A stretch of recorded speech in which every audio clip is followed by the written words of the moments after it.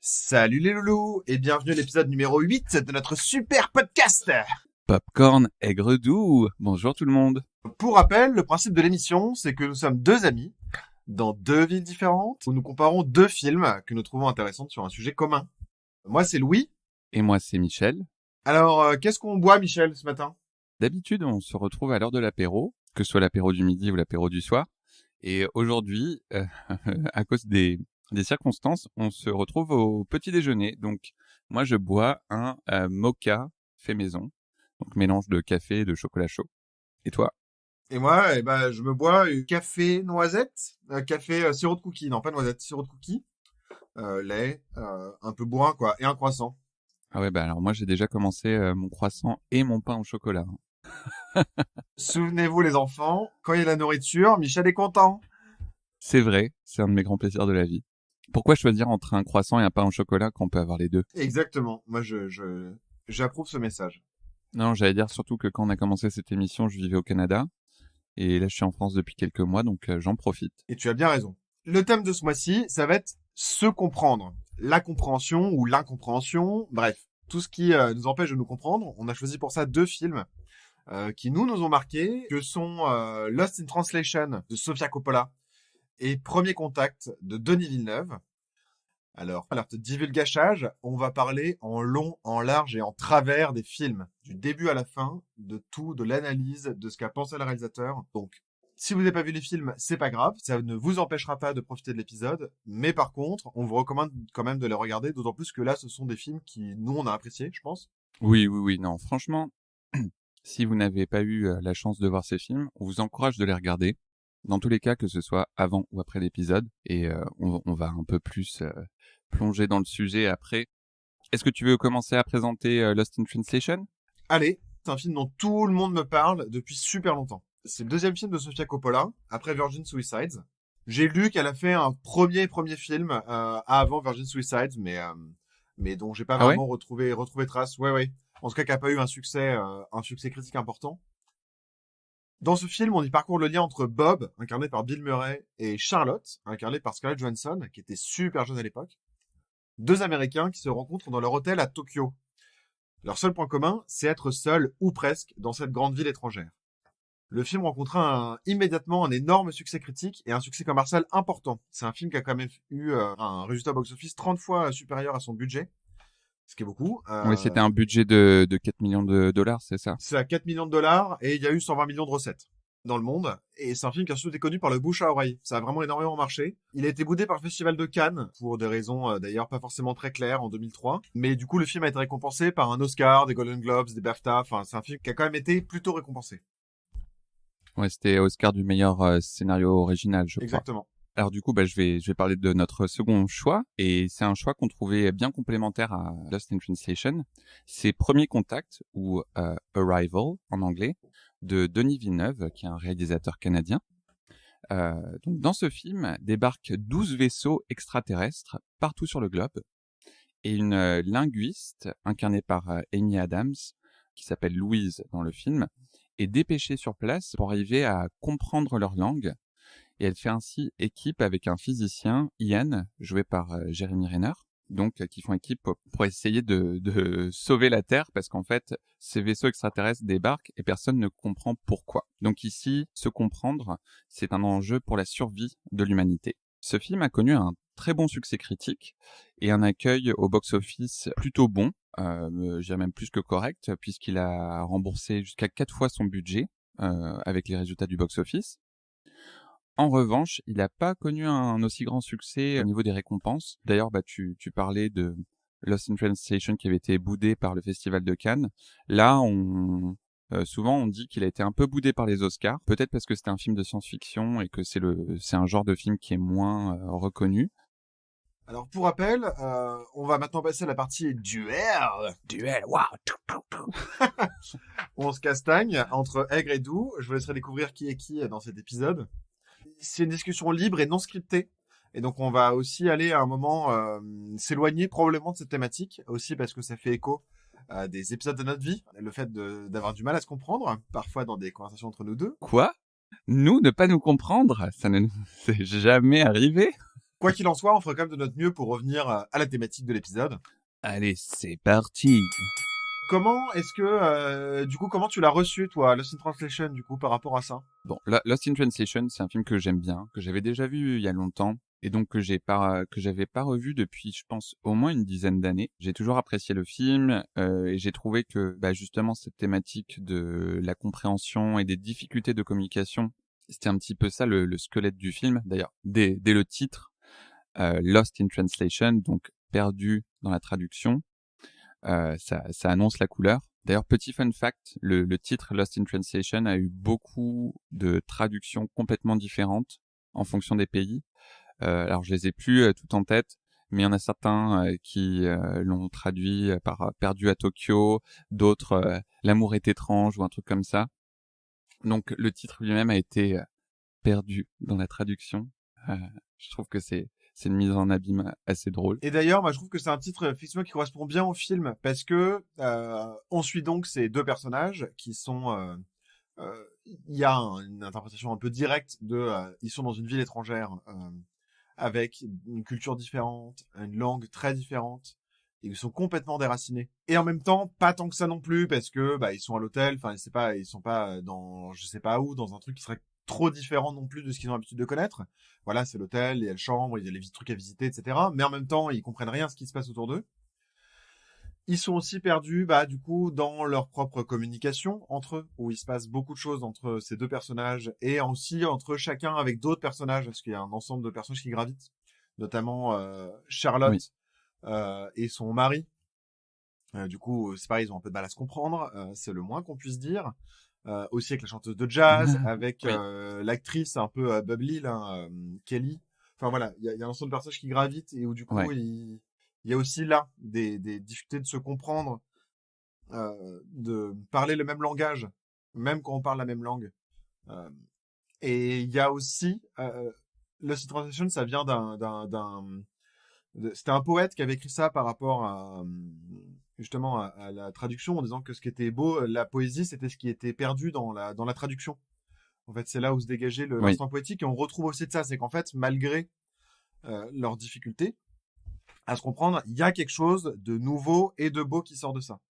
Et alors qu'ils cherchent, moi j'ai l'impression, hein, chacun une connexion humaine et un peu profonde à chaque fois, ou en tout cas ils ont du mal à la trouver, que ce soit avec leurs proches, avec les Japonais sur place, dans le cas du travail, etc. Ils ont du mal à trouver. Ben, en fait, ils arrivent quand même finalement à dégager cette sincérité quelque part dans leur relation, mais aussi avec des gens autour d'eux, où il y a notamment une scène où ils partent. Euh, Charlotte, elle part avec des copains en boîte, etc. Elle est rejointe par Bob qui joue aux jeunes à ce moment-là. Oui.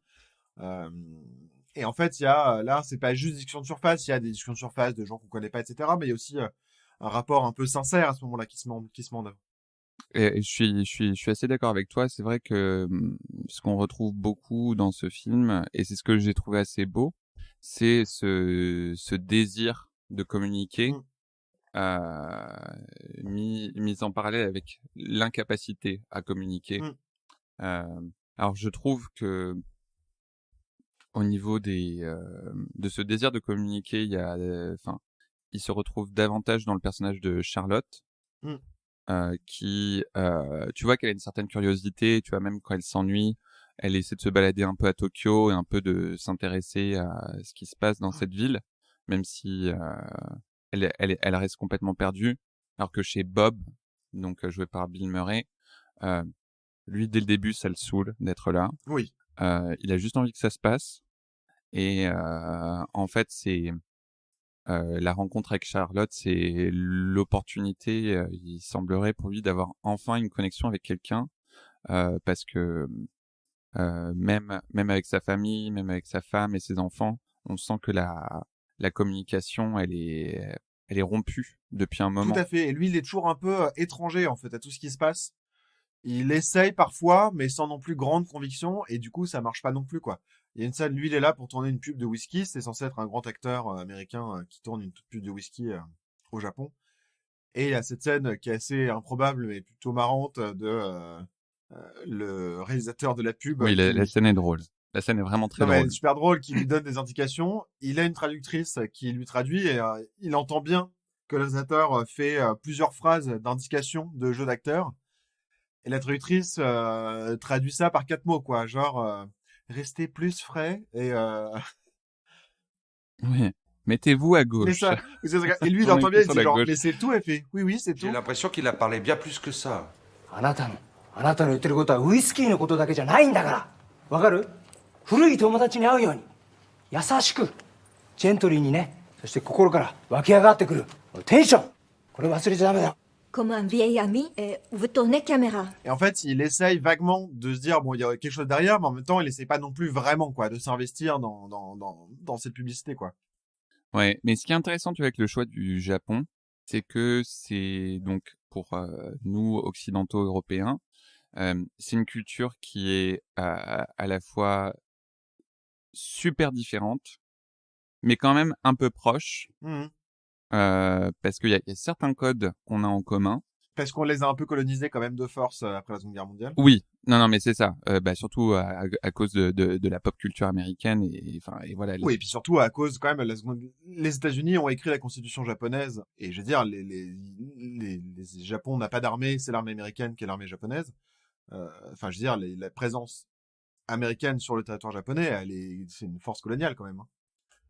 Forcée, imposée après la guerre. Non, mais je suis d'accord avec toi. Mais bon, tout ça pour dire que on a certains codes en commun qui s'expliquent par cette colonisation. Il y a quand même une particularité culturelle très forte qui est très étrangère de la nôtre. Et ce que je trouvais intéressant dans Lost in Translation, c'est que tu vois que même, tu sais, on dit souvent quand t'arrives pas à te faire comprendre par des mots, essaie de te faire comprendre par des gestes. Et en fait, ils ont aussi un langage corporel qui a pas les mêmes valeurs, les mêmes notions que nous. Du coup, pendant cette scène, tu vois que le réalisateur, il fait des grands gestes, tu sais, sa voix, elle est super dynamique, et que même ça, le Bob n'arrive pas à se raccrocher à ça pour comprendre Non, mais tout à fait. ce qu'il veut lui dire. Tout à fait. Et c'est vrai qu'il y a plein de... Ouais, ça me fait... Dans le tournage, d'ailleurs, ils ont eu un moment un peu comme ça aussi. Tu l'as lu dans le Resto de Sushi. Sofia Coppola a engagé principalement des techniciens et une équipe japonaise pour tourner le film, vu que c'était au Japon. Mais forcément, quand tu travailles dans un autre pays, il y a des différences culturelles liées au travail. Et quelque chose qu'il ne faut apparemment surtout pas faire, c'est de ne pas respecter les horaires de travail. Alors, aux États-Unis, un tournage, c'est très courant qui dépasse les heures. Oui, et donc, ils tournaient dans ce restaurant de sushi, et au bout de 10 minutes de retard sur le planning, en fait, ils ont coupé la lumière, quoi, sur le plateau. Tu vois, en disant, c'est fini, quoi. Et ça a, du coup, fait prolonger le tournage, etc. Et le régisseur a démissionné, du coup, à la suite de ça. Et c'était un peu, genre, l'incompréhension, quoi. C'était genre, qu'est-ce qui se passe? Pourquoi est-ce qu'il coupe la lumière? Et genre, pourquoi le mec, il démissionne? Et, enfin, improbable, quoi. Ouais, et du coup, ça fait... Bon, je vais essayer de pas transformer ça en tic de langage pour cet épisode. C'est une autre mise en abîme de Lost in Translation, où en fait, même elle, Sofia Coppola, elle était tout le temps avec des interprètes pour essayer d'expliquer ce qu'elle voulait que l'équipe fasse. Et apparemment, tout ça, ça donnait lieu à des incompréhensions, à des trucs qui prenaient beaucoup plus de temps. Et c'est pour ça que notamment elle dit qu'ils étaient en retard ce jour-là sur le planning. Mais d'ailleurs, je sais pas, moi, dans quelle mesure est-ce que c'était cherché ou pas de sa part. C'est comme un film qu'elle a voulu faire en s'inspirant de son expérience à elle, de quand elle était jeune et qu'elle accompagnait son père, de la promotion de Virgin Suicides, donc qui était réalisée 4 ans avant. Donc elle était encore jeune à ce moment-là et elle s'est retrouvée dans cet hôtel-là qu'elle a adoré. Enfin, ça fait un peu un havre de paix, mais du coup elle était prise par plein d'émotions différentes à ce moment-là et son premier film, et c'est la fille de son père, qui, rappelons, Francis Ford Coppola, qui est aussi un grand réalisateur, qui a réalisé Le Parrain, Oui. Dracula, enfin qui est un réalisateur reconnu en Amérique du Nord. et qu'en même temps elle avait envie de découvrir plein de trucs et qu'en même temps était prise dans la promotion. Enfin voilà, c'était traversé par plein d'émotions. Le Japon, c'était du coup un moment vraiment particulier pour elle à ce moment-là, et en même temps, euh, là, elle s'est mise un peu en danger pendant le tournage justement avec une équipe très japonaise, en demandant pas les autorisations pour tourner. Ah non, mais la folie d'aller faire des tournages dans des lieux publics au Japon sans demander l'autorisation de tournage. Et du coup, ils étaient avec une équipe réduite où ils essayaient d'être tout le temps en mouvement juste pour pas se faire repérer. Le stress, quoi. Non, non, mais tout à fait. Ils sont planqués dans un Starbucks pour filmer depuis le Starbucks, du coup, Shibuya Crossing. Enfin, c'était... Et du coup, je me dis, il y a aussi un moment où elle a cherché aussi à mettre en place cet équilibre précaire parce que ça générait quelque chose aussi. Enfin, je me demande, quoi. C'est possible. Après, je sais pas si c'était... Peut-être que c'était lié aussi au financement. Parce que je crois que elle s'était trouvé des distributeurs japonais pour financer le film. Donc peut-être que c'était une des conditions. Mais je pense qu'il y a dû aussi avoir un choix au moins semi-conscient de sa part de faire ça, quoi.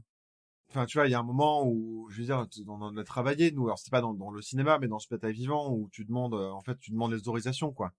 Et si tu fais pas, tu sais que tu t'exposes à un risque, et parfois, ça peut être générateur de quelque chose. Bah, j'ai déjà vu comme ça des spectacles euh, où on demande pas l'autorisation, et justement pour que ça génère un truc aussi, une rencontre avec le public, quelque chose de très spontané, etc.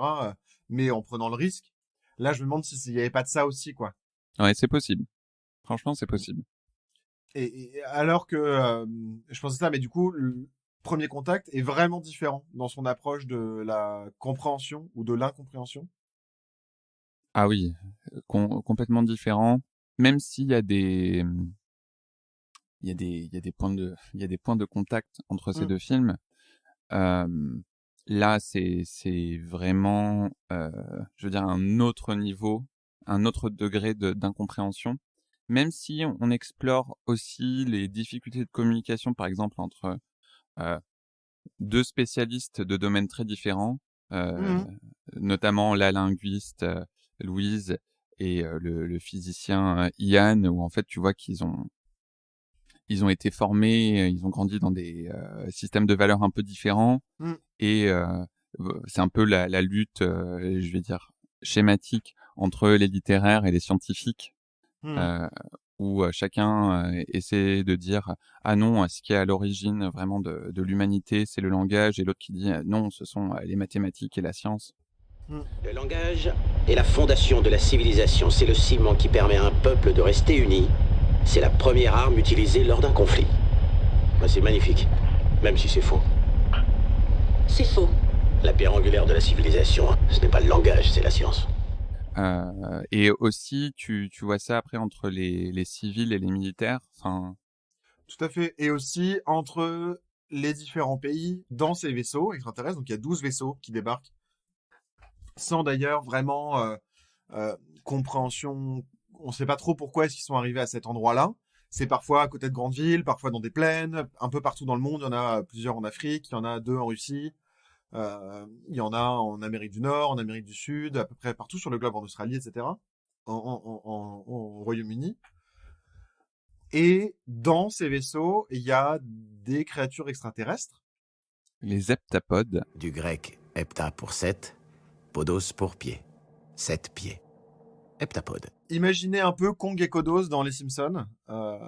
C'est à peu près ça. Quoi? Kong et Kodos? Tu vois Kong et Kodos dans Les Simpsons, là, les 2 extraterrestres Ah oui, les extraterrestres un des peu Simpsons. poulpes, là. Ils ressemblent vachement à ça, je trouve. Oui, bah, je dirais, moi, c'est plutôt un mélange entre des poulpes géants et des araignées. Et on comprend qu'à chaque fois, l'enjeu, c'est celui de réussir à communiquer avec ces créatures-là, parce qu'elles sont là, on sait pas pourquoi, elles disent pas grand-chose, mais par contre, elles sont réceptives à la communication.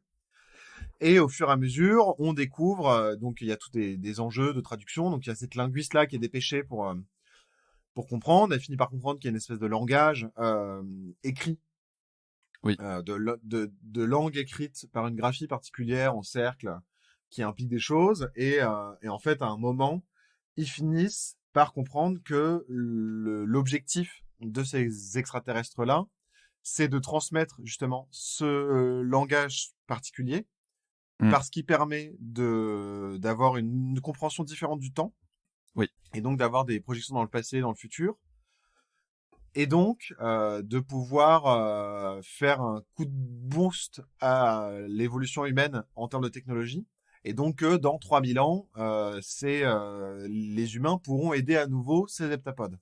C'est ça. Qui sont menacés d'un danger, on ne sait pas lequel, mais dans 3000 ans, ils savent qu'ils seront menacés d'un danger. Et du coup, ils ont besoin des humains pour les sauver dans 3000 ans. Et donc, ils viennent leur apporter cette langue. Mais du coup, personne comprend ça, en fait, jusqu'à la fin. Et il y a que la linguiste qui finit par le comprendre à peu près correctement. Ouais, et je dirais même ce côté, la raison de leur, si, le côté langage, c'est très important. Mais, le truc sur le fait que les humains viendront aider dans 3000 ans, c'est presque anecdotique à la fin. Parce que ce film, ça repose vraiment sur ce désir, c'est même plus un désir, c'est une nécessité de communication. Parce que, déjà, si vous y réfléchissez, vous apprenez que des vaisseaux extraterrestres se posent, c'est assez flippant en soi, si on ne sait pas pourquoi ils sont là. Mais en plus, je trouve les designs vraiment super bien faits dans ce film, parce que il y a vraiment cet aspect qui nous dépasse. C'est une espèce de terreur profonde, face à un truc qui est trop grand pour toi pour comprendre. T'as ces espèces de demi-lunes gigantesques qui apparaissent de nulle part, et on sait pas comment ça fonctionne en plus. Ils disent on sait c'est pas ça. de quelle énergie, ça dégage rien. Ces extraterrestres sont super grands, ils sont derrière une paroi vitrée pour autant. Puis ils peuvent paraître menaçants, et c'est ce qui est intéressant dans le truc où en fait faut aller au-delà de cette peur première de l'inconnu, de l'étranger. Mais c'est même pour moi un contre-pied à justement ce qu'on a l'habitude de voir dans les films américains, qui sont plutôt agressifs et invasifs. Et en fait, on est un peu au courant du coup de ce que d'autres pays font, notamment la Chine, qui est dans quelque chose d'un peu agressif avec ces extraterrestres-là. Et en fait, on comprend que justement, il faut aller au-delà de ça, il faut prendre le temps, et pour moi, c'est presque un pied de nez, quoi, du coup. C'est que pour une fois, il faut se poser, il faut prendre le temps et en fait, c'est pas parce que quelque chose a l'air menaçant, dangereux, ça crée des émeutes, etc., en fait, ça l'est, quoi. Et parfois, juste, les gens n'ont pas tous d'intentions belliqueuses, on n'est pas obligé de coloniser tout le temps. Et d'être toujours dans un rapport de force, en fait, avec les choses qui nous entourent. C'est même dit un moment avec les Maoris ou les aborigènes d'Amérique du Nord, où ils disent que nous on est arrivé, il y a une civilisation plus grande. C'est dit texto en plus comme ça par les militaires, parce qu'en plus c'est les militaires qui prennent en charge, évidemment. J'ai envie de dire sans surprise, quoi. Et les militaires, eux, sont dans ce rapport très guerrier, quoi. Ils disent non mais nous il y a bien une civilisation plus importante, entre guillemets, occidentale, plus avancée technologiquement, mais c'est ça. Et souvenez-vous de ce qui est arrivé aux aborigènes. Une espèce plus évoluée a failli les faire disparaître. Tu vois, et qui est venue, et en gros ils ont défoncé tout le monde, donc là il se passe la même chose. Et en fait la linguiste est là, non mais en fait on n'est pas du tout dans ce rapport là, quoi. Mais je suis d'abord là pour comprendre, et ensuite on voit ce qui se passe, quoi. Ouais, et puis alors il y a justement cette scène au début du film où tu sais elle essaie de convaincre le militaire de l'engager pour travailler sur ce projet, où elle dit demander à tel linguiste le mot en sanskrit pour guerre. En sanskrit, le mot guerre. Et que en fait ça peut être compris soit comme une dispute, soit comme un désir pour plus de vaches. Il prétend que ça veut dire dispute. Quelle est votre version? Le désir d'avoir plus de vaches. Faites vos bagages. Et qu'en fait, c'est juste, ne serait-ce qu'un mot, en fonction de comment tu l'interprètes, ça peut créer un conflit. Tout à fait. Et d'ailleurs, l'outil de communication, il y a tout un enjeu aussi où ils comprennent que les Chinois aussi sont dans un rapport guerrier. Et ils interprètent ce que racontent les extraterrestres comme quelque chose de guerrier. Parce qu'ils utilisent le mahjong pour communiquer. Donc ça donne des résultats très rapides. Sauf que du coup, dans le Mahjong, c'est une bataille entre factions. Et donc, c'est forcément, on est forcément dans un champ lexical de la guerre, quoi. Et donc, à un moment, quand là où justement, elle comprend que les extraterrestres veulent dire utiliser l'outil, le langage, les Chinois interprètent ça comme étant Une on va arme. utiliser une arme sur vous, quoi. Oui, c'est ça. Le mot, en fait, c'est le concept qu'ils veulent utiliser. Les Chinois, ils l'ont traduit comme par le mot une arme, donc weapon en anglais, et du coup, Ah, mais c'est aussi sur vous, parce que du coup, les Chinois comprennent que c'est les extraterrestres qui vont utiliser l'arme sur eux. Oui, c'est vrai. Tu vois? Alors que elle est, il y a pas, enfin, elle est dans autre chose, elle est dans quelque chose de plus flou. Elle dit, est-ce que c'est quoi? Est-ce que c'est une arme? Est-ce que c'est un outil? Sur qui? Qui doit utiliser quoi? Pour qui? Ouais. Et le film aussi se joue de nous par rapport justement à la compréhension, parce que on mélange des choses, vu qu'il y a tout cet enjeu d'histoire du temps qui se courbe. Oui. On mélange dedans des passages qu'on pense être des passages du passé du personnage, et qu'en fait sont les passages de son futur. Et ça, on le comprend à un moment dans le film où la bascule s'opère. Oui, c'est ça. C'est parce que plus notamment elle avec s'immerge dans le langage, et en gros, il nous explique que le langage, c'est un langage où plutôt que de percevoir une phrase du début à la fin, enfin, je veux dire, nous, en général, on construit des phrases genre premier mot, deuxième mot, il y a un verbe, il y a un COD, tout ça. Donc un truc un petit peu en séquence. Que eux, les extraterrestres, leur langage, c'est plutôt, ils vont exprimer le concept dans sa totalité d'un coup. Et que eux, ils perçoivent pas vraiment le concept de début et de fin parce que pour eux, c'est un ensemble déjà. Et donc, ils perçoivent le temps comme ça. Ils perçoivent en même temps le passé, le présent, le futur. Et plus elle s'immerge dans ce langage, plus elle commence aussi à, du coup, avoir comme des souvenirs du futur. Et elle utilise ce futur pour justement empêcher un début de conflit avec les extraterrestres. Mais nous, on met du temps à le comprendre. Et ça aussi, c'est intéressant, parce que le film commence notamment sur la fille de cette professeure-là, qui meurt d'un cancer. Ouais. Et jeune. Et en fait, on pense que c'est un élément constitutif du personnage tout au long du film, qu'elle a une fille qui est décédée d'un cancer. Et en fait, soudainement, on comprend qu'en fait, c'est pas ça. Et qu'elle a pas d'enfant, et que c'est un enfant qu'elle va avoir plus tard. Et qui va souffrir de ça. Et ça inverse complètement. Et même, du coup, ça se joue aussi du spectateur. Qui croit comprendre le personnage, qui croit comprendre ses intentions, qui croit comprendre pourquoi est-ce qu'elle est Mossad, etc. Et en fait, à un moment, on rebascule complètement dans autre chose en disant oh, mais en fait, pas du tout, quoi. Ouais. Et là où je trouve... Alors, moi, Arrival, c'est un film que j'aime beaucoup, que j'ai beaucoup aimé revoir. Je trouve qu'il y a vraiment tellement de niveaux dans lesquels tu peux un petit peu te plonger dans ce film. Et du coup, à partir du moment où elle se souvient de cet enfant qu'elle aura dans le futur, qui sera malade, c'est il y a déjà l'aspect de genre si tu connaissais le futur et que tu savais que le futur avait une fin un peu malheureuse, est-ce que tu ferais le choix quand même de prendre la même route si tu savais qu'il y aurait quand même des beaux moments entre les deux? Ou est-ce que tu préférerais juste la voie de le moins de souffrance possible, quitte à vivre une vie à plus terme? Donc il y a un peu ça. Et de l'autre côté, c'est aussi tous les non-dits. Parce que c'est non seulement ce truc de communication, ça repose sur ce qu'on veut dire, mais aussi ce qu'on choisit de ne pas dire.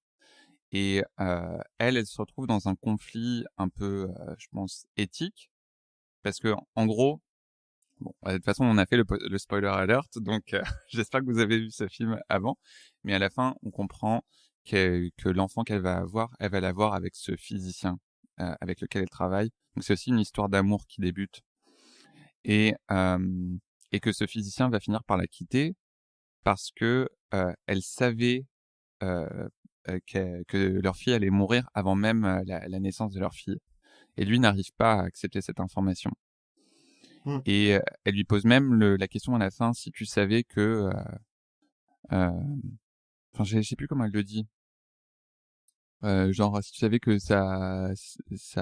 pas ça se termine mal, mais est-ce que tu ferais quand même les mêmes choix? Non, non. Si tu savais ce qui allait se passer, est-ce que tu ferais quand même les mêmes choix? Un truc comme ça. En gros, elle lui demande un peu l'autorisation de lui mentir, juste pour leur permettre de vivre leur histoire d'amour. Ouais. Oui, et d'avoir cet enfant. Ouais. Et je trouve ça beau et profond. Tout à fait. Non, c'est très très beau. Mais c'est un film qui est intéressant, alors qui explore un peu de manière brutale un concept, une théorie linguistique qui s'appelle la théorie de Sapir-Whorf. D'ailleurs, injustement nommé Sapir-Whorf, car en tout cas d'après ce que j'ai lu, aucun de ces deux linguistes n'ont vraiment, enfin ils ont commencé à présenter des aspects de cette théorie, mais ils n'ont pas été vraiment ceux qui ont dit c'est comme ça que ça se passe. Bah donc cette théorie de Sapir-Whorf, c'est l'idée selon laquelle le langage influence tes fonctions cognitives, donc ta façon de penser, ta façon de voir le monde. Donc en fonction du langage que tu as des façons complètement différentes de voir et d'appréhender le monde. C'est ça? Et donc dans ce film, c'est ce qu'on explore, parce que elle, en apprenant le langage des extraterrestres, d'un coup elle développe des super pouvoirs où elle peut voir dans le futur. Et juste de ce que j'ai lu, Sapir et Whorf, ils ont commencé, c'était des linguistes au 19e siècle ou début 20e. Ok. Ils ont commencé à présenter des idées comme quoi, oui, ça peut influencer, mais ils n'étaient pas forcément, parce que l'un était élève de l'autre, ils n'ont pas bâti cette théorie. C'est après. Ah oui, non, tout à fait. Non, mais en fait, oui, l'histoire de cette théorie, c'est que effectivement, Worf, c'était un peu un original de la linguistique. Il a d'ailleurs toujours refusé d'avoir une chaire à l'université et pour garder une indépendance de pensée. Et en fait, c'est quelque chose qu'il a théorisé, mais sans forcément d'ailleurs le tester profondément. Mais ça a eu un tel impact sur la culture des sciences et la culture populaire que ça a généré, on leur attribue effectivement comme si c'était vraiment leur pensée fondamentale, etc. Alors que c'est plus complexe que ça. Et d'ailleurs, moi j'écoutais un cours du Collège de France par Stanislas Dehaene, qui est un neurologue, linguiste. Donc, monsieur écoute des cours du Collège de France. Tout à fait. Non, mais c'est super intéressant. Alors c'est un peu hardcore, quoi, mais où justement, il a mis en place, il a récupéré dans la littérature scientifique et il a mis en place lui-même un ensemble d'expériences pour tester justement cette hypothèse. Et en fait, l'impact, il est assez faible. Et on a raconté beaucoup de bêtises. Il y a beaucoup de légendes, en fait, qui circulent sur la base de cette théorie de Sapir-Whorf, du fait que le langage influence notre pensée et la vision du monde qu'on en a. Une des légendes héritées de ça, c'est le fait que les Inuits ont plus de 100 mots pour désigner la neige. Oui. Ce qui est pas vrai. En fait, il y en a pas vraiment plus que dans la moyenne des autres langues. Mais du coup, en disant oui, mais regardez, ils distinguent tout un tas de types de neige, etc. Alors déjà, en français aussi, on a beaucoup de mots différents pour désigner la neige, juste ils font pas partie du langage courant. Mais dès que quelqu'un bosse à la montagne, il connaît au moins 25 mots pour désigner la neige, entre la poudreuse, les congères, je sais pas, tout un tas de... Je les connais pas très bien, mais la soupe, etc. Et en fait, les impacts, ils sont plus anodins que ça. Et il y a aussi une deuxième difficulté, c'est que c'est très difficile dans ces expérimentations-là, dans ces expériences, de distinguer ce qui relève du langage et ce qui relève de la culture. Parce que les deux sont très très liés. Et donc du coup, est-ce que c'est les choses qui relèvent de faits culturels? Est-ce que du coup ce sont des faits socio-culturels auquel cas on peut s'en extraire ou on peut être différent, déconstruire, etc. ou est-ce que c'est des choses qui sont vraiment liées au langage en tant que tel? Et c'était très intéressant, je vous le conseille. Et du coup, moi, j'ai appris plein de trucs sur plein de langues, des langues où, par exemple, il y a que 3 nombres. Il y a rien, un peu, beaucoup. Et en fait, c'est avec ces 3 nombres-là, il n'empêche qu'on peut complètement conceptualiser l'ensemble des mathématiques abstraites telles qu'on les a, et qu'en fait, on peut tout à fait s'approprier des concepts Oui. et que c'est pas gênant. Et ce qui est plutôt rassurant aussi, je trouve, ça veut dire que il n'y a pas de barrière fondamentale à une langue, en fait. C'est pas Oui, parce oui, que oui. t'as pas grandi avec cette langue-là que tu peux pas y accéder et que ça peut pas. Cognitivement, il y a pas besoin de s'être développé avec cette langue-là pour pouvoir y accéder un jour dans le futur. Et je trouve ça plutôt rassurant. Ouais. Ouais, bah, moi, en tout cas, ce que j'avais lu, c'est qu'aujourd'hui, le consensus chez les linguistes, c'est que les cette théorie de Sapir-Whorf, en fait, elle est acceptée dans une version un peu plus allégée de dire oui, c'est Mm. vrai. Selon le langage, enfin, le langage peut influencer un peu tes pensées, mais de façon plus anecdotique. Mais comme tu dis, qu'il y a aussi cette vision un peu universaliste que même si on n'a pas exactement les mêmes mots, parce que c'est vrai, il y a des langues qui ont des mots qui n'existent pas dans d'autres langues Mm. pour désigner certains concepts, mais qu'en fait, vu que l'expérience du langage humain, elle est un peu universelle, euh, on peut réussir à exprimer ce qu'on veut dire en utilisant ne serait-ce que plus de mots dans cette Mm. autre langue pour décrire ce qu'on souhaite dire. Mais après, c'est quand même intéressant. Mais bon, en tout cas, pour revenir à Arrival, euh, le, le film utilise un petit peu ce concept et le pousse vraiment dans son extrême. Euh, Ouais. Et même, j'ai vu qu'il y a une linguiste qui disait, oui, c'est n'importe quoi, on sort du domaine du plausible. En même temps, jusqu'ici, il y a pas 12 vaisseaux Non, mais extraterrestres en qui même se temps, on sont... sort du domaine du plausible. Il y a des vaisseaux extraterrestres heptapodes qui débarquent, Voilà. quoi. Donc, c'est un film. C'est d'ailleurs un film tiré d'une nouvelle. Mm. Alors, c'est The Story of Your Life, je crois. Ouais. Et L'histoire de ta vie, en français. l'écrivain, apparemment, c'était vraiment a fait un gros travail de recherche en linguistique pendant plusieurs années avant d'écrire ce livre. Et le livre est un petit peu différent. C'est vraiment plus orienté sur la communication avec les extraterrestres. Il les voit jamais en face. Enfin, c'est Mm. et à la fin, les extraterrestres repartent sans expliquer pourquoi ils sont venus. Mm. Et je pense que c'est aussi davantage orienté sur la question autour du si tu connais l'avenir, est-ce que tu as Mm. un libre arbitre? Mais après, j'ai lu que bah, ils se sont quand même beaucoup pour le film appuyés sur des experts scientifiques et des consultants pour s'assurer que Tout à le fait. truc soit le plus crédible possible. Et même si c'est ce côté un peu surnaturel du langage, forcément ça appartient au domaine de la fiction, que toutes les techniques que Louise utilise, enfin et surtout la méthodologie qu'elle utilise pour essayer de Ouais. comprendre ce langage, c'était assez proche de la réalité des Mais ce qui est spécialistes. presque étonnant, moi, ça m'a fait plaisir quand j'ai vu ce film au cinéma parce que je me suis dit, enfin, il y a un peu un vrai film où tu vois des scientifiques opérer dans leur domaine de recherche pour de vrai. C'est un peu dans la même manière que ça se passe de la vie. Moi, c'est des trucs que je revoyais, enfin, quand on la voit avec plein de bouquins, en fait, en train de parcourir le truc et dire, je sais pas, mais je vais chercher ça. Et qu'elle se met à ouvrir des livres, à regarder des pages Wikipédia, enfin, j'exagère, mais sur son ordi et des Oui, analyses, etc. Ça me rappelait, moi, la fac d'histoire ou des choses comme ça, où en fait, les gens, ils travaillent comme ça, quoi. Les chercheurs, c'est ça leur boulot. Et c'est pas un truc, je sais pas, comme on fantasme parfois, où ils sont en blouse blanche dans un laboratoire à faire des trucs mm. spiraloïdes ou je sais pas quoi. Et puis c'est vraiment un truc collaboratif parce que Mm, comme tu disais tout à l'heure, il y a aussi ce travail entre les pays où mm, bah, tu as différentes équipes scientifiques de tous les pays où il y a des extraterrestres qui essaient de travailler ensemble et où à partir du moment où le truc part un peu en cacahuète, il y a le Japon et la Russie, je crois, qui se déconnectent Et du coup, par un effet de domino, tous les autres pays se déconnectent. Et c'est là où tu te dis que vraiment les choses risquent d'aller mal.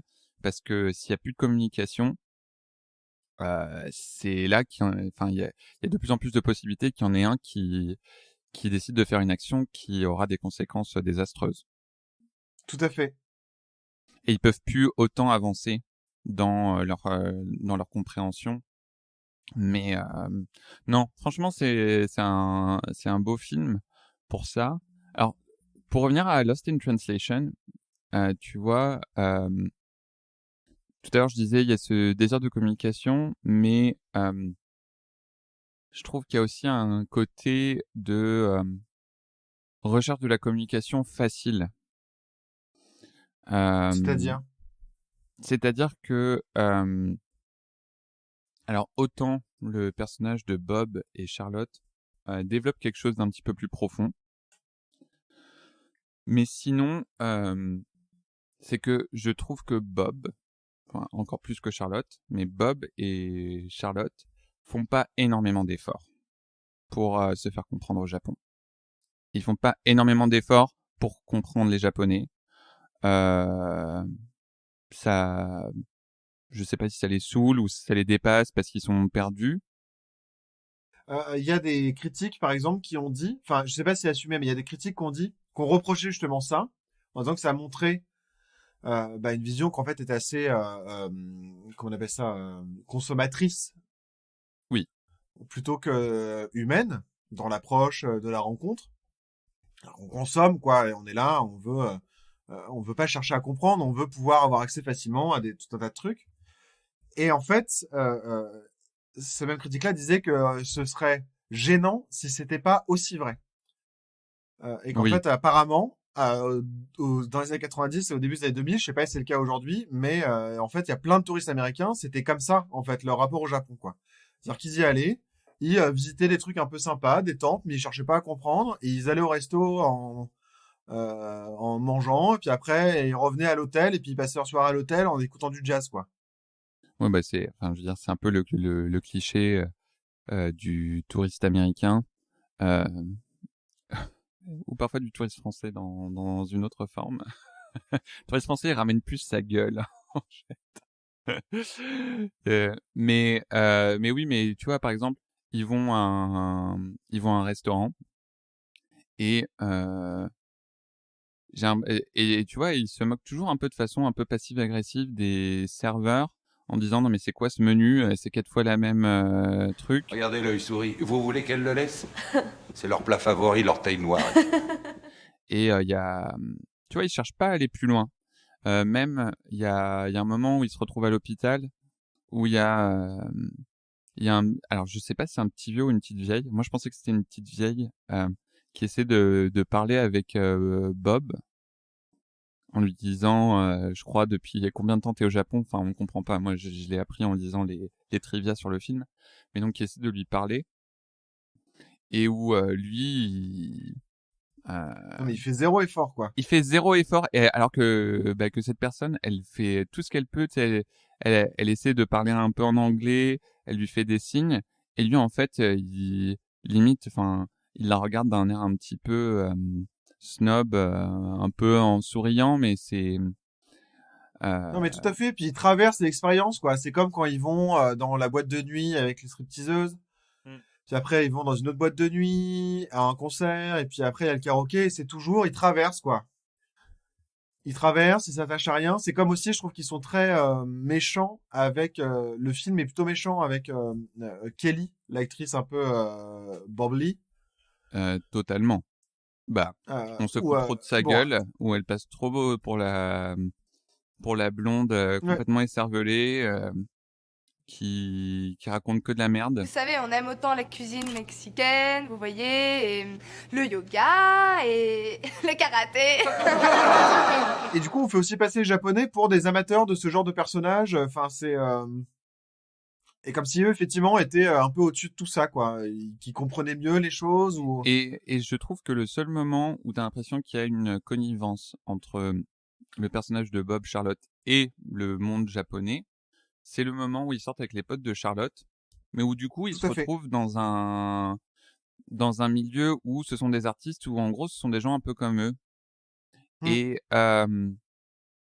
du coup, je sais pas si c'est un message conscient ou inconscient du film, mais je trouve qu'il y a tout cet aspect du genre tu peux vraiment réussir à communiquer qu'avec les gens qui te ressemblent, pas forcément physiquement, mais au moins il y a en gros il y a Mmh. qu'entre artistes qu'on peut se comprendre, ou il y a qu'entre personnes privilégiées qu'on peut se comprendre.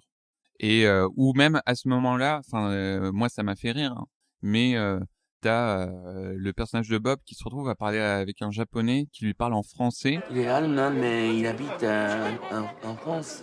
Ah, je vois. Oui. Et là il arrive à avoir une conversation et je me dis mais c'est vraiment le truc. Non, mais carrément, ouais, tout à fait, c'est vrai. Bon, aussi Louis et moi on a trop envie d'aller au Japon. D'ailleurs à la base. Oui. Dans les plans originaux de l'univers qu'on avait prévu pour nous, là, on devrait être au Japon. C'est ça. Sur nos dernières semaines, peut-être au Japon, mais on ira. Et on se retrouvera dans les mêmes milieux, mais en vrai, et ce sera plus cool. Et on sera plus gentil avec les Japonais. Aussi, je trouve que le film se moque vraiment du Japon. Ça m'aurait moins choqué si il s'était aussi plus moqué des Américains. Oui, je comprends. Parce qu'effectivement, moi, je pense que il y a aussi un côté où c'est presque volontaire aussi de montrer ça. Je suis pas sûr que, je sais pas trop. Sofia Coppola a choisi Scarlett Johansson parce qu'elle lui a rappelé Lauren Bacall, mais aussi parce que ça l'a rappelé elle-même. De toute façon, c'est un film, on peut dire, c'est un film méta, hein, quand même, sur la vie de Sofia Coppola. On peut parler aussi peut-être de Daddy Issues, etc.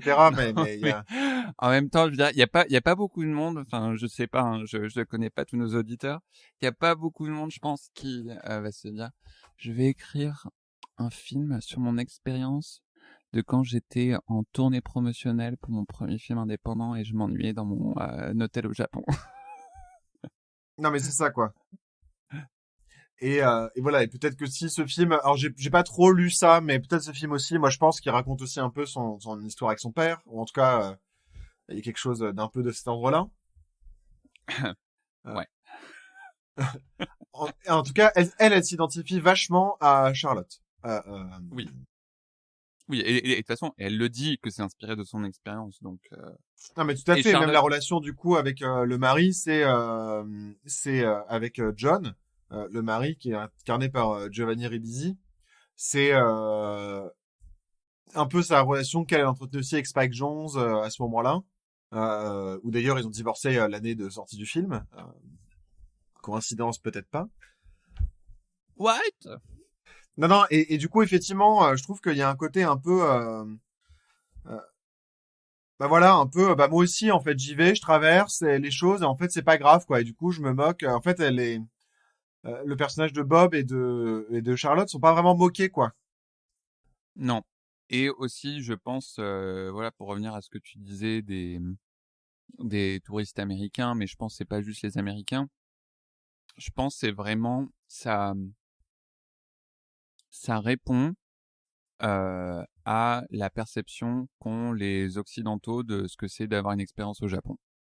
Elle va dans un temple, elle voit des Japonaises qui mettent des fleurs ensemble, enfin pour que ce soit joli. De l'ikebana ça s'appelle. Elle se balade dans la ville avec toutes les lumières et en même temps, je dis pas, j'y suis pas allé.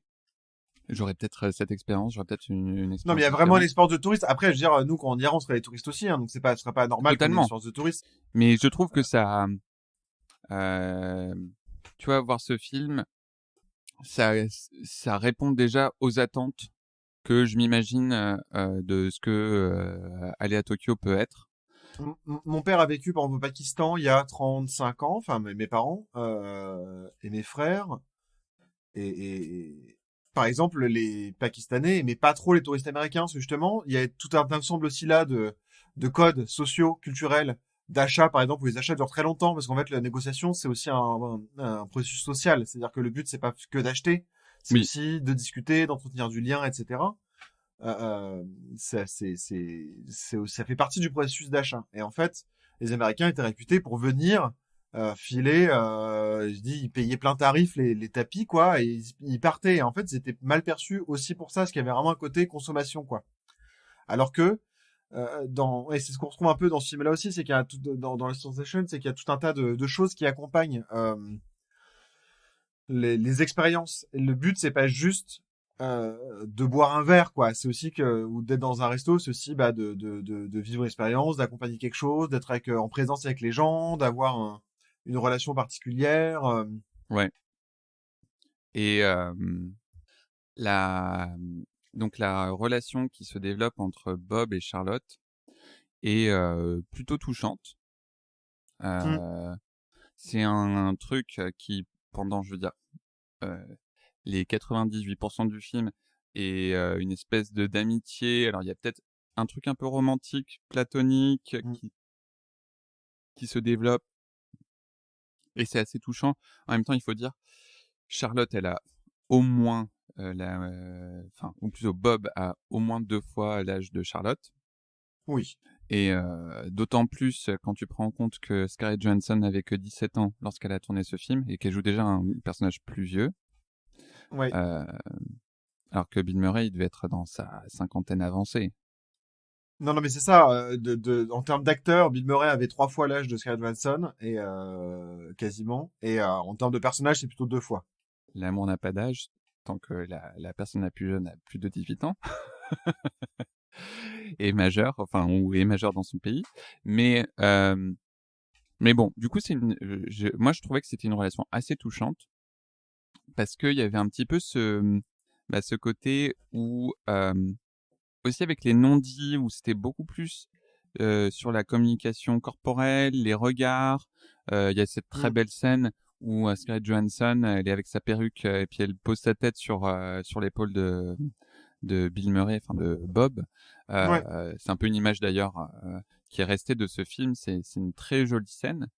Ou alors une scène où genre ils sont tous les deux couchés l'un à côté de l'autre dans un lit, mais plus parce qu'ils n'arrivent pas à dormir.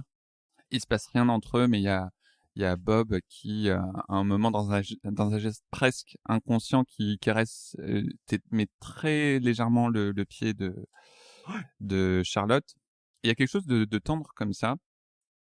Et bon, ils sont censés être de passage dans Tokyo, et il y a un moment où Bob, il doit rentrer chez lui, et ils ont du mal à se dire au revoir, et tu sens qu'il y a un petit flirt qui se met en place, et c'est mignon, c'est touchant. Mais là où pour moi ça a été gâché, c'est justement la dernière scène où il lui court après et il finit par l'embrasser. Et du coup, cette consommation, pour moi, c'est un petit peu briser la magie de cette relation, parce que c'est tout à coup, ça le fait basculer dans autre chose.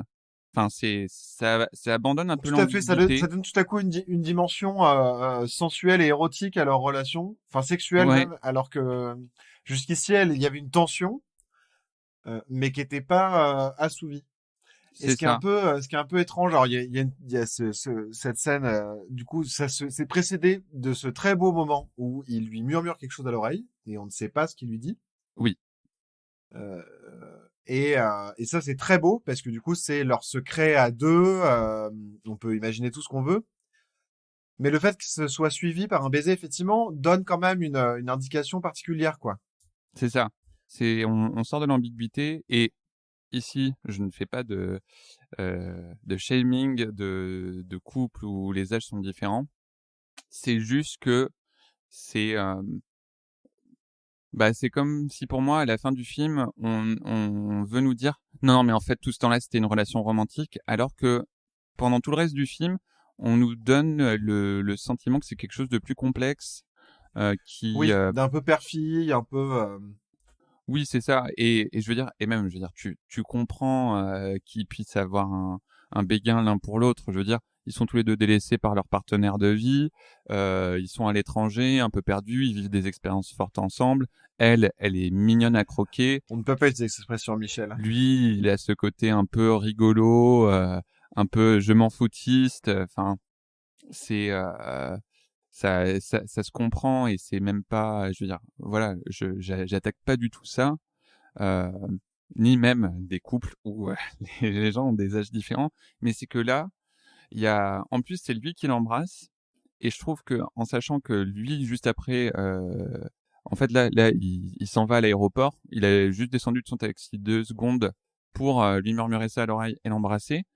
Ben, vu que lui, quand même, il retourne chez lui auprès de sa femme et de ses enfants, et c'est un mec qui est plus âgé, qui a déjà plus fait sa vie, il y a limite un peu un abus de pouvoir, c'est genre, allez, je consomme ce que j'ai envie de consommer une dernière fois avant de partir, alors que elle est coincée encore à Tokyo avec un mec qui la délaisse, et tu vois, j'aurais limite préféré que ce soit plus assumé de dire, tu sais quoi, gros baiser à la fin, quitte ton mec, on se casse à deux, on va ailleurs. J'aurais limite préféré ça.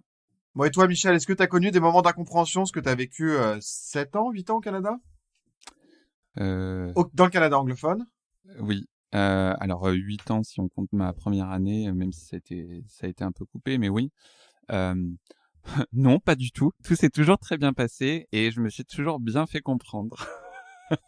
Ah bah oui, non mais forcément, je veux dire, n'importe qui. Déjà, quand t'es touriste à l'étranger, il y a forcément des situations où tu te retrouves à dire n'importe quoi dans la langue ou des situations un peu cocasses. Mais bon, oui, en y vivant. Alors c'était surtout ma première année. Je suis allé, c'était, je sais plus si c'était pour Halloween, mais bon, c'était pour une fête. J'allais à une fête et je voulais me déguiser en, je crois, en vampire disco. J'aime bien le début de cette histoire déjà. Déjà le mec, il se complique la vie. Donc je voulais me déguiser en vampire disco et donc je me cherchais une chemise brillante, une chemise scintillante. À l'époque, j'avais encore du mal à distinguer certains items de vêtements en anglais et donc le mot en anglais pour une chemise c'est a shirt. Mais dans ma tête, ce n'était pas ça. C'était a skirt. Donc je suis allé au magasin de vêtements vintage et je cherchais, mais c'est un magasin de vintage immense, c'est à Kensington Market, je sais pas si tu te souviens Louis, mais Ouais, c'est un endroit où c'est vraiment assez grand et il y a une vendeuse qui vient me voir qui me dit « Ah, est-ce que je peux t'aider ?» Et je lui fais « Yes, I want a shiny skirt. » Donc, ce que je pensais qui était une chemise brillante. Et la fille, elle me fait un petit regard surpris, elle fait « Ah, ok, mais c'est sûr que c'est ça que tu veux ?» Je lui fais « Oui, oui, je veux a shiny skirt. You know, quelque chose qui est très brillant, skirt, qui est très brillant. » Elle fait « Ok, pas de souci. » Puis du coup, on part dans le magasin. Puis je vois qu'on passe la section des chemises et qu'on se dirige vers les jupes. Et je me dis ok. Et du coup, elle me sort une jupe brillante. Et elle me fait c'est ça que tu veux? J'ai fait no, I want a skirt, a shiny skirt. Donc comme un con, je continue à enfoncer le clou dans mon propre cercueil. Et j'ai fait no, a skirt, you know. Tu le fermes là autour du torse. Et elle me fait ah, a shirt. Et juste là j'ai compris à quel point donc je m'étais humilié, mais c'est pas grave, pas par rapport aux jupes, juste parce que comme un con je m'étais pas non plus énervé contre elle, mais je lui demandais en fait, depuis le début, je lui demandais une jupe brillante. Je lui demandais une jupe brillante alors que je pensais lui demander une chemise brillante. Et une autre fois, j'ai fait rire un mec à qui je donnais des cours de français parce que je lui ai dit que je voulais lui dire que je m'étais rasé la barbe, donc beard, mais j'étais encore un peu hésitant sur ma façon de prononcer, donc j'ai dit I shaved my bird, Et ce qui littéralement veut dire je me suis rasé l'oiseau.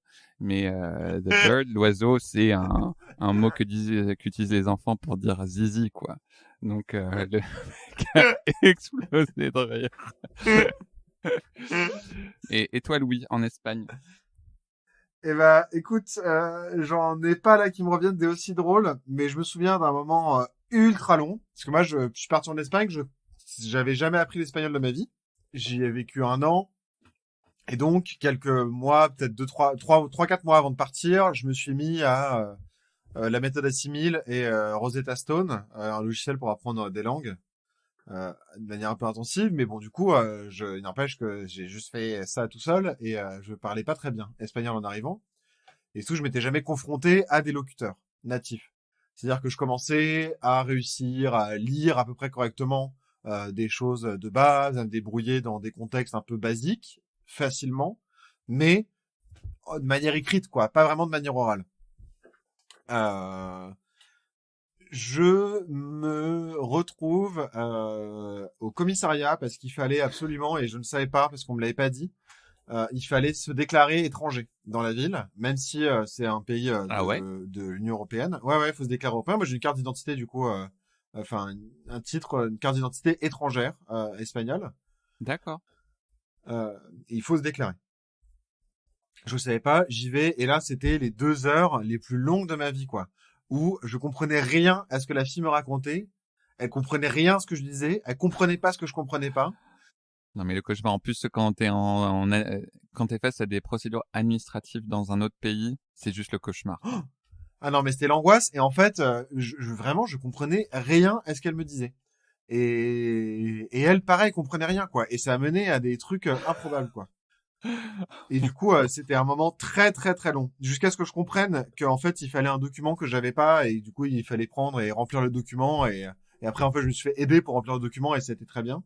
Et une autre fois, parce que du coup, moi, j'ai vécu en Espagne, en Galice, c'était à Ferrol,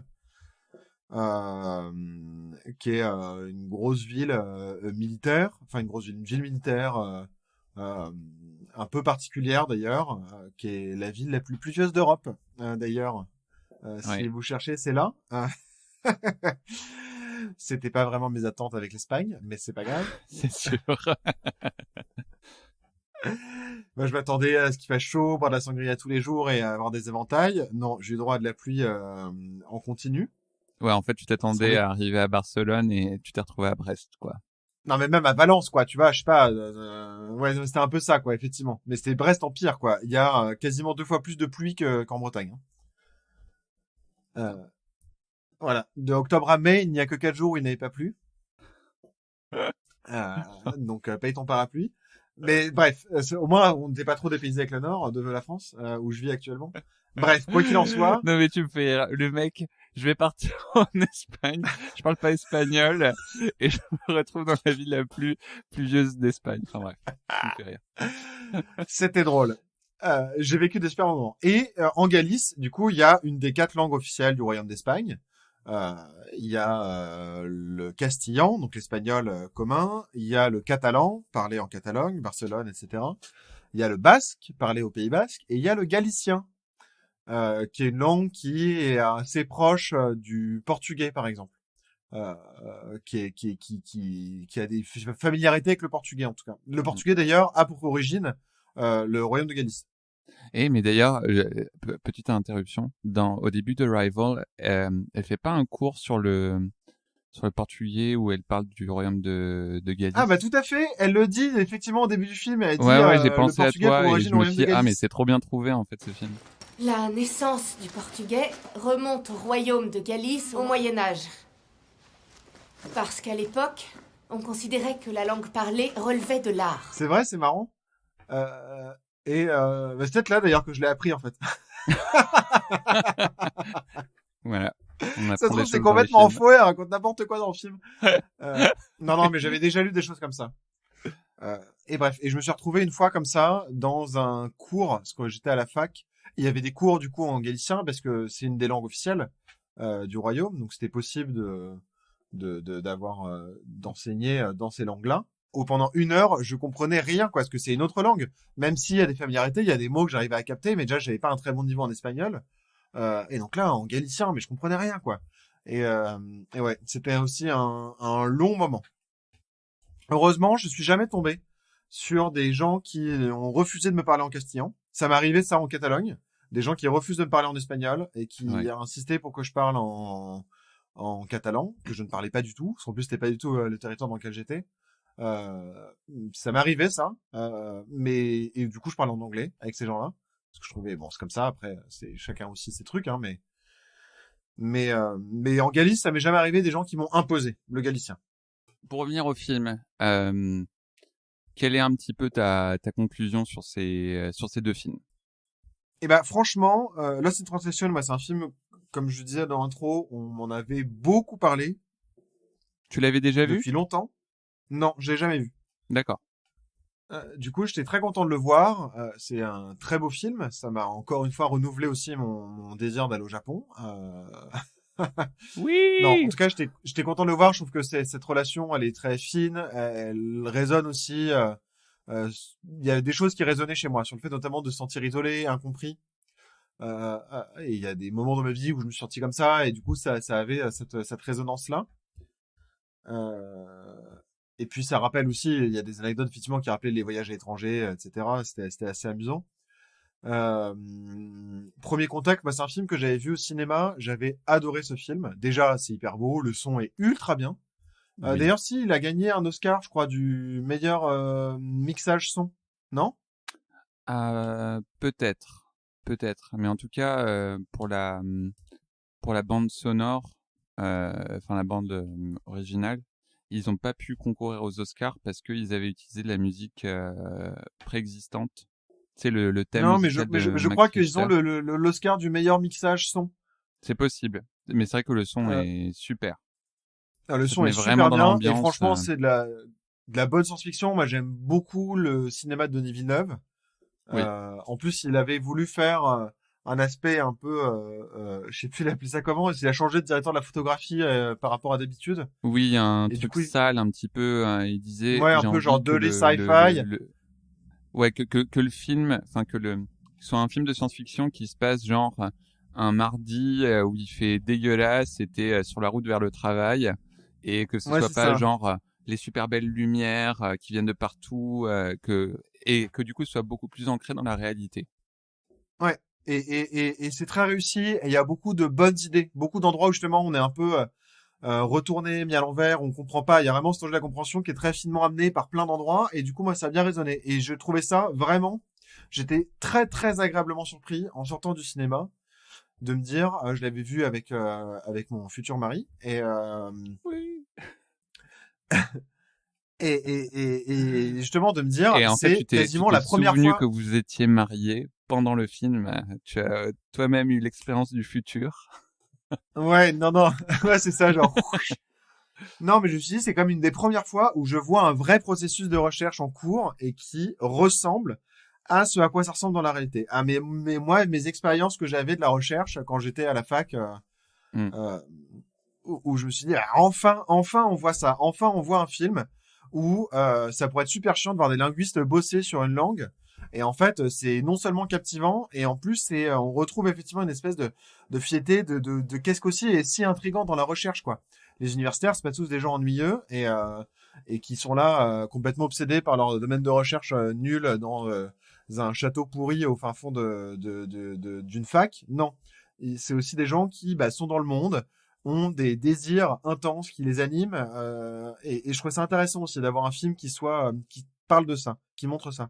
Et toi? Alors moi, Lost in Translation, ça a été c'est un film que j'ai pris du plaisir à voir la première fois et la deuxième fois, même si du coup il s'est écoulé 10 ans au moins entre les 2 visionnages, et je pense que du coup j'étais plus sensible à ce côté, au côté, je pense, subtil du film, que j'avais peut-être pas remarqué la première fois, plus sur le langage corporel, les ambiances, ce qui est pas dit, les regards. J'ai trouvé ça assez fin. et touchant. Après, j'ai aussi été agacé, pour le coup, par le côté on se moque librement des Japonais et de la culture japonaise. Enfin, du coup, en faisant un portrait, je pense, assez grossier, caricatural, sans avoir la contrebalance de faire ça pour les Américains qui sont dans leur hôtel et qui passent au travers de tout ça, comme tu as dit, avec un peu un esprit de consommation. Ouais. Non, mais tu vois, ne serait-ce que le film, le premier plan, qui est très joli, c'est le dos et enfin le bas du dos de Scarlett Johansson en petite culotte. Du coup, tu vois ses fesses, mais c'est visuellement très joli. Et il y a un côté très graphique, très sensuel, mais quand même, enfin doux. Et par contre, plus tard, ils se baladent à Tokyo, ils vont voir des stripteaseuses japonaises. Et là, c'est tout à coup genre la nudité super Oui, c'est vulgaire. très vulgaire, quoi. Et Ouais.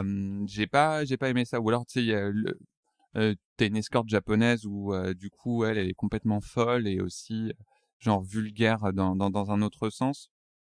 Et Ouais. ça m'a mis un peu. Je me suis dit, ouais, enfin, c'est vraiment genre les Américains qui se font un peu leur délire sans avoir aucun recul sur eux-mêmes. Après, tu sais ce que je pense des films de Sofia Coppola que j'ai vus, où c'est principalement, je dirais, des jeunes femmes qui s'ennuient dans la vie jusqu'au point où ça a des conséquences dramatiques. Enfin, je trouve que c'est un thème qu'on retrouve beaucoup, que ce soit dans Ouais, ça, oui. Virgin Suicides ou Marie-Antoinette. Même si, et je dis ça sans dire que c'est une mauvaise chose, hein. J'aime bien Ouais, quand non, même mais ces j'entends films. bien. Mais donc je retrouve ça là-dedans, mais j'ai quand même trouvé ça touchant et bon, et Bill Murray de toute façon il est toujours super drôle, donc j'ai bien aimé. Et Arrival, c'est un film que j'ai adoré au cinéma, que j'avais revu déjà il y a quelques mois et que j'ai du coup revu pour préparer cet épisode et qui me touche beaucoup et me fait réfléchir beaucoup. Et pour moi, c'est là la marque d'un film que j'ai bien aimé, que j'ai trouvé intéressant. C'est un film qui continue à te faire réfléchir, un truc qui te revient, même une fois que tu as terminé de le voir. Et c'est un film auquel je repense parfois de temps en temps en me disant ah, ce concept-là j'aime bien. Si je créais un film un jour, j'aimerais bien explorer cette direction. Ou j'aime bien, tu sais, et j'aime bien ça en fait à plein de niveaux dans ce film, que ce soit au niveau science-fiction, je te dis le design des vaisseaux, enfin tout l'aspect un peu fantastique avec les extraterrestres. Je trouve ça super. En plus, la cinématographie, je la trouve magnifique. Ouais. Quand tu sais ce vaisseau qui est genre super imposant, mais en même temps super simpliste. Tu sais, avec ce couloir qui monte avec la musique, tu sais, qui est trop bien, qui te met trop dans un état. Enfin, j'adore ça. En même temps, il y a vraiment une belle histoire humaine, aussi bien entre deux ou trois individus. Donc Louise, son futur mec et leur future fille, mais aussi une histoire humaine vraiment de l'humanité. Et ce sont des thèmes qui me touchent, donc forcément, moi je suis très bon public pour ce genre de trucs. Je dirais après, ça m'a un peu saoulé. Enfin, il y a quand même un aspect un peu américain de genre forcément ceux qui vont être décrits comme enfin les nations qui vont être décrites comme violentes et pas sympas, ça va être les Chinois et les Russes. Euh, alors que les Américains, eux, ils décident de prendre le temps de parler avec les extraterrestres. Ouais, en même temps, c'est presque un concours de hasard, en l'occurrence. Enfin, je vois, c'est vrai ce que tu dis. Malgré tout, le film est pas non plus sur nous les super américains qui mettons la science au-dessus de tout et qui du coup, genre, t'es quand même dans un contexte militaire. Elle doit se battre beaucoup de fois, quitte à faire un acte de trahison pour ça et les plutôt esseulé dans paramilitaire dans ce truc-là que aider. Oui, oui. Et je pense pas que la volonté des scénaristes et réalisateurs, c'était de faire un film en mode Americana, genre les Américains sont meilleurs.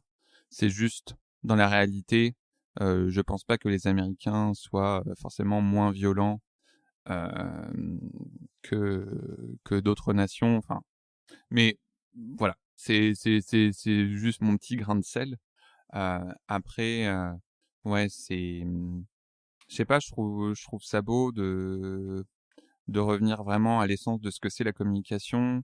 Et comme tu dis, enfin, c'est un film où tu vois vraiment le processus de linguiste qui essaie de construire un truc. Et en fait, c'est un film, je me dis, le concept du film, il est pas facile à vendre parce que, enfin, ils ont vraiment pas choisi la facilité pour ce film. Carrément. Et c'est quelque chose que que je reconnais et que j'admire. Enfin, c'est pour un film un peu plus en mode blockbuster. Alors, Denis Villeneuve, c'est un peu le spécialiste des blockbusters avec un style indépendant. Mais bon, pour le coup, j'aime bien ça. Oui, ouais, et puis c'est franchement, enfin, ouais. Pardon, juste je rebondis sur ça, mais moi c'est un truc que j'ai beaucoup entendu sur Christopher Nolan. Christopher Nolan, c'est le blockbuster, il fait des films indépendants avec Inception. Je trouve que c'était complètement faux et insupportable d'entendre ça tout le temps. Oui.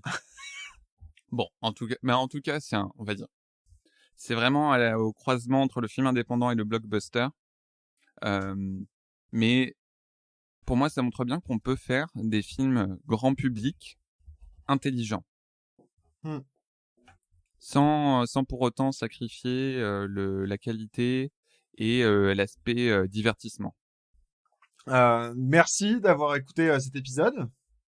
Oui, merci beaucoup. On espère que vous avez compris ce qu'on a dit, parce que sinon, on est mal barré. Ouais, mettez-nous 5 étoiles et plein de commentaires ambigus et difficiles à comprendre. On sera ravis de les décrypter. Mettez-nous des anecdotes d'incompréhension dans votre vie, ça nous ferait rire. Ça nous ferait sentir moins seuls. Eh ben, on vous fait de gros bisous. On vous souhaite de bonnes vacances d'été parce qu'on va prendre un petit mois de pause. Et on se retrouve à la rentrée avec de nouveaux films, de nouveaux thèmes et plein de bonnes choses, plein de belles choses. Et plein de bonnes choses. Plein de bonnes choses. Oui, bon, moi, j'aime la bouffe. Donc, si tu me dis bon, tout de suite, ça fait marcher mon inconscient. Allez, bisous les loulous. Bisous.